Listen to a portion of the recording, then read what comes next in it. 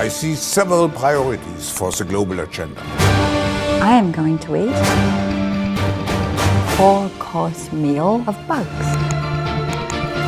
I don't know why it's like satanic. But they're really criticizing science because I represent science. Bill had a friendship with Jeffrey Epstein. That is the work of my presidency. He can actually control exactly what people think, and that is our job. We have to prepare for a more angry world. I see the need for a great reset.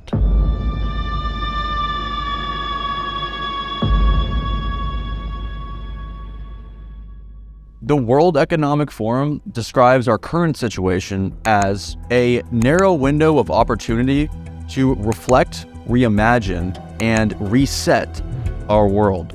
It seems as if everyone is wondering who and what could be behind such an idea. Who's the puppet master behind the COVID crisis as we've experienced it? Who is it? Was it Klaus? No. There's something above Klaus. Was it Biden? Was it Tony Fauci? These are all surrogates. You don't really know who is managing the message that has been propagated on you. That's fifth generation warfare. Over the last 3 years, you have been subjected to the most massive, harmonized, globally coordinated propaganda campaign in the history of the Western world, full stop. As Dr. Malone just stated, public-private partnerships are a textbook example of fascism. In fact, Mussolini, the famous dictator, is famous for saying, fascism should more appropriately be called corporatism because it is a merger of state and corporate power. So the idea that somehow capitalism will get us out of this mess because the people of the free market don't want this to happen is in fact an illusion. Look no further than what the WEF's website wants to do to capitalism in the future. They introduce reimagining capitalism as a form of capitalism in which companies do not optimize for short-term profits, but seek long-term value creation by taking into account the needs of all their stakeholders and society at large. And who are these stakeholders they speak of? Well, it's them. So in other words, not capitalism. Fascism. Let me remind you of the enforced social credit system for businesses called ESG, which was ubiquitously implemented basically overnight. Anyone skeptical of such realities simply doesn't understand the power that this man has. I do believe the need for governments to be working closer with business to find solutions. And the absolute chokehold that he has on America's private sector. Extremely transformative language coming from those in power means that no matter what happens, radical change is coming. You see, the use of technology is one of the key instruments at their disposal. From shutting dissent down on social media to creating a one-world digital currency, one can only speculate how far they are willing to go to push their agenda. In the past, many tyrants and governments wanted to do it, but nobody understood biology well enough. And nobody had enough computing power and data to hack millions of people. But soon, at least some corporations and governments will be able to systematically hack all the people. We humans should get used to the idea we are now hackable animals. One thing is for certain. If you are going to want to keep up with the elite, you're going to have to join the elite. While technology will enhance them, it will control you. Just listen to what they say. They see a world of hackable, engineerable, and manipulatable humans that will be at the mercy of whoever owns the data and the implants. This is the true loss of any kind of autonomy that you had left as a human being. Think about it. You don't even have control over your own brain.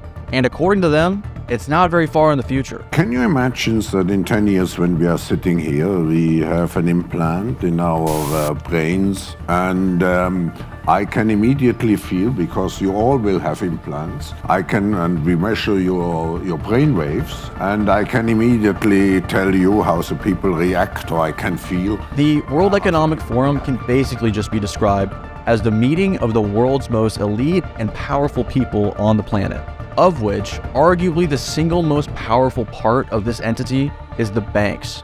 Let me ask you this. What will you do if you lose your bank account? How will you get food, water, or energy? More specifically, how far are you willing to be pushed to comply with a system that wants to enslave you? Keep this question in the front of your mind going forward, because the WEF's agenda is clear: to create a cashless society of which the buying and selling of goods is tracked, monitored, and regulated. Meaning, if for whatever reason, the system doesn't like how you are spending your money, your free speech, or any decision they deem problematic, they can take away your money. The implementation of central banking digital currencies is now upon us, a prophecy which is playing out in biblical proportion. As Revelation says, you will not be able to buy or sell without the mark of the beast. And this is already happening. Look no further than the trucker protest in Canada, an obvious incident where average workers and citizens were standing up for their rights against their government. And what were the results? A deplatforming, not of social media, but of the banking system. Situations like these are going to become more and more prevalent, a kind of social credit score system creeping up on the horizon. Tyrannies of the past have risen and fallen due to fascistic behaviors just like this. But how does a globalized society stop such a thing, especially where nuclear proliferation is now at stake?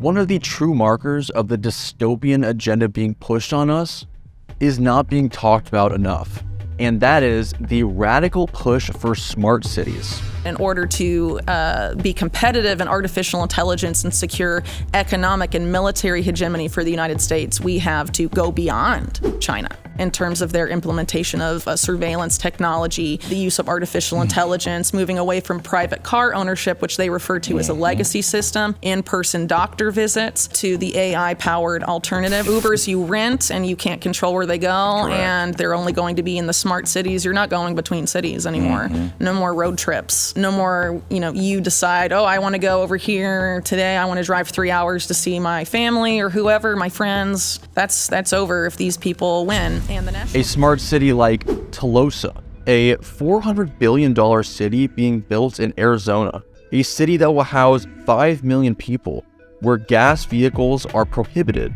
built by former Walmart CEO Mark Lohr. Other cities like the Tri-State City or the Line in Saudi Arabia are going to be a complete transformation as to how society even functions. The future set before us is starting to look more like Divergent or the Hunger Games. Happy Hunger Games! And may the odds be ever in your favor. The WEF has stated on their own website that their plan for 2030 is your family will eat 0 amounts of meat and 0 amounts of dairy. Each person will be restricted to 2,500 calories a day. Each family member will only receive 3 new items of clothing a year, and there will be 0 privately owned vehicles, all of which is being spearheaded by none other than Klaus Schwab, a man whose father was producing different components of the Nazi war machine, including the Nazi atomic bomb program. So, in essence, you'll be homeless, cashless, carless, gasless, meatless, monitored, tracked, city-dependent, government-dependent, and you will own nothing, and you will be happy. That is, if they win.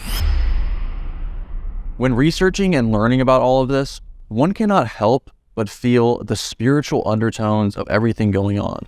Even though the stakes are possibly as high as they've ever been, this is not a new story for humanity. For it is written, there is nothing new under the sun. This is not right versus left. It is us versus them. It is humanity versus AI. This is the eternal story of good versus evil. The WEF's agenda hasn't come without its fair share of detractors. But let's be honest, they have all the power, money, and influence in the world. But that doesn't mean there isn't hope. Actually, it's quite the contrary. For their system isn't implemented yet, and judging by the rhetoric coming from these individuals, they are very interested about getting manufactured consent from you, whether consciously or unconsciously. Or at the very least, they are worried about a global uprising. Because every day, people are waking up more and more to this systematic tyranny in front of them. Protests of growing magnitude are spreading across the globe. But what can you do, personally, about a system that is trying to enslave you? Well, one thing for sure. It is time to take back personal responsibility and autonomy in your own life. Truly ask yourself this: what am I doing on a personal level to stop this? Because as we know, tyranny only persists when people passively submit to its presence. How many neighbors do you actually know on a personal level? If you needed something, could you go to them? Could you count on them? Are they going to turn on you? These are important questions to think about going forward. How much food or energy do you have access to if the grid were to go down in the future? Because this global problem might have a local solution. The way out is to fall back on our roots, to have a community, buy land, have tradable items, marry, have children, look out for one another, and love each other. Then by 2030, you'll be free and you'll be happy.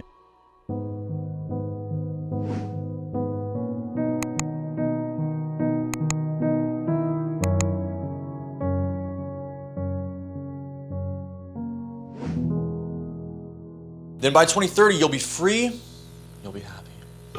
I'm already happy. A rare but narrow window of opportunity to a rare but